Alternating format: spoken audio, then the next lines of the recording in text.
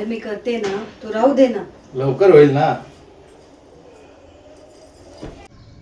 आज संध्याकाळच्या जेवणात काय बनवू मी? आज रात्रीचं जेवण मी बनवणार. तू सांग तुला काय खायचंय. ऐक ना, ते ECS रिटर्न चार्जेस काय असतात? अगं ECS रिटर्न चार्जेस तेव्हा लागतात जेव्हा EMIच्या ड्यू डेटला तुमच्या अकाउंटमध्ये पुरेसे पैसे नसतात आणि तुमचा EMI बाउन्स होतो, तेव्हा बँक ECS रिटर्न चार्जेस लावतो. म्हणून नेहमी EMIच्या ड्यू डेटच्या किमान 2 दिवस आधी अकाउंटमध्ये पैसे ठेवले पाहिजे. तसं फक्त तू हे सगळं का विचारतेस मला? अरे माझ्या मैत्रिणीला सांगायचं होतं, तिला हे सगळं काम स्वतःच करावं लागतं, पण माझ्यावर अजूनपर्यंत असा काही लोड आलेला नाहीये. तू करूच दिला नाहीस ना. मी आहे ना, गरज पडली तर मी सगळं सांगतो.